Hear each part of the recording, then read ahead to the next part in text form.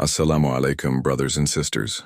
Today we explore one of the most profound promises in Islamic teaching, the return of Prophet Isa, Jesus peace be upon him, not as a new messenger with a new book, but as a humble servant of Allah and a Muslim. In an age marked by confusion, division, and corruption, this event offers hope, unity, and a reminder of the true purpose of faith. Why his return matters. We live in times of great deception and widespread corruption. Wars, moral decay, and spiritual emptiness surround us. Yet Allah, in His mercy, has promised a sign, the descent of Isa ibn Maryam, peace be upon him, who will restore justice and guide humanity back to the straight path. When Prophet Isa returns, he will not introduce a new religion.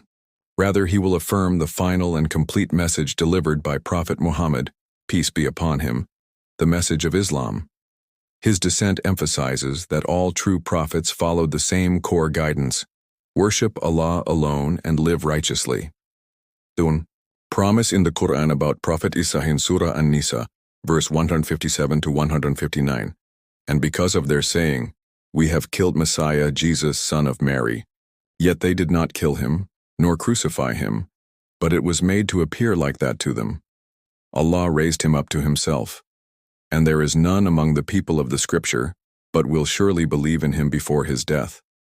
And on the day of judgment, Jesus will be a witness against them. This verse clears two key points. Number 1. Allah saved Isa from crucifixion and raised him to heaven. Number 2. Every people of the Scripture, Jews, Christians, will believe in him before his death, indicating his return and eventual passing. As a Muslim. In Surah Al-Imran, verse 55, remember, when Allah said, "O Isa, indeed I will take you and raise you to myself and clear you of those who disbelieve." This promise of ascension implies a future descent, just as one must be raised to then be returned. In Surah Az-Zukhruf, verse 61, and indeed, he Isa will be a sign for the hour, so be not in doubt of it. The Quran clearly links his return to the coming of the last day. When you see him descending, know that the hour is near. Authentic hadith on his descent, the Prophet Muhammad, peace be upon him, swore by Allah that Isa will descend. By him in whose hands my soul is, son of Mary, will shortly descend among you. Even the companions asked, when Isa returns, will he lead us? The answer, he will follow the laws of Islam and pray behind the Muslim Imam. How will you be when the Son of Mary descends among you and your Imam is from you? Detailed descriptions affirm both the location, near Damascus, and the manner of his descent dressed in 2 garments lightly dyed with saffron. Isa, the son of Maryam, will soon descend at the white minaret, east of Damascus, wearing 2 mahrud, resting his hands on the wings of 2 angels. Now the question is, what will happen when he returns? The Antichrist, Dajjal, will appear spreading enormous fitna, trials. Prophet Isa will confront and kill him at Lud, the gate of Lud, ending the greatest trial of faith. After slaying the Dajjal, Isa will declare, "This is the truth and that is falsehood." Christianity and Judaism in their corrupted forms will end, for every Jew and Christian will embrace Islam before his natural death. Prophet Isa will not bring a new law. He will follow the Shari'ah of Muhammad, peace be upon him, accepting the Quran and Sunnah directly, without going back to books like Bukhari or Muslim. He will receive revelation, not a new scripture, and act as the faithful servant and Khalifa, successor, of the Prophet. All believers will be commanded to take refuge on mountaintops.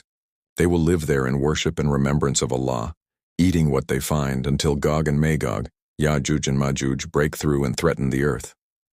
Those on the mountains, under the leadership of Isa, will grow in faith and closeness to Allah. Their hearts will be purified as they worship day and night. Allah will send a special creature or disease that wipes out Gog and Magog, ending their corruption. Why he returns as a Muslim? Isa's return under the banner of Islam confirms that all prophets preached true monotheism. He will not ask people to worship him, but to worship Allah alone. His descent does not introduce a fresh divine law. Instead, It underscores the finality of the prophethood of Muhammad, peace be upon him, and the perfect guidance of the Quran. Jews and Christians who embrace Islam will stand together under one faith, Islam. The divisions sown over centuries will be healed when they testify that there is no God but Allah and that Muhammad is his messenger. Even though Isa enjoyed prophetic rank in his first mission, in his second coming he models absolute submission. Islam means surrender to Allah's will. He prays behind the Muslim leader, showing that every human, no matter how exalted, follows the same path of humble servitude to Allah. Supporting scholarly insights, when asked to Imam Ibn Hajar al-Asqalani whether Isa will seek knowledge or be granted it, Ibn Hajar explained that in the Barzakh, intermediate realm after death, prophets like Isa are living realities. He receives knowledge directly in that realm and returns fully versed in the Quran and Sunnah, underlining the rank Allah has granted his prophets even after life. Ibn Kathir notes that the Quranic verse, "And there is none of the people of the scripture but will surely believe in him," Surah An-Nisa 159, refers to those Jews and Christians who were hidden from Muhammad's time and will accept him in his second advent. Al-Qurtubi stresses that Isa's death after his return is necessary to fulfill the promise before their death in Surah An-Nisa 159. What lessons we learn today? Witnessing the signs of the hour should not scare us into despair, but motivate firm belief and righteous deeds.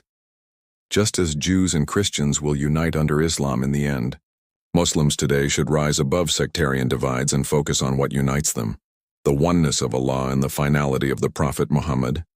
The return of Prophet Isa is a sign of both hope for believers and a warning to the disbelievers.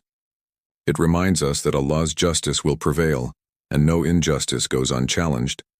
If Isa, the highest-ranking prophet after Muhammad, submits fully to Islam upon return, how much more should we, his followers, live by the Quran and Sunnah today? My final words. Dear brothers and sisters, take time this week to read the verses we mentioned and the Hadith in Sahih Muslim and Sunan Abu Dawud. Let them deepen your certainty in Allah's plan. Prepare for the day of judgment, not by fearing the end, but by living Islam authentically. Prayer, charity, justice, kindness. Spread this knowledge with kindness and clarity. Many hearts are hungry for true unity and purpose in a fractured world. And hold firmly to the rope of Allah altogether, and do not become divided. Surah Ali, Imran 103. May Allah grant us understanding, unite our hearts, and make us among those who follow the clear path. Ameen. Assalamu alaikum wa rahmatullah wa barakatuh.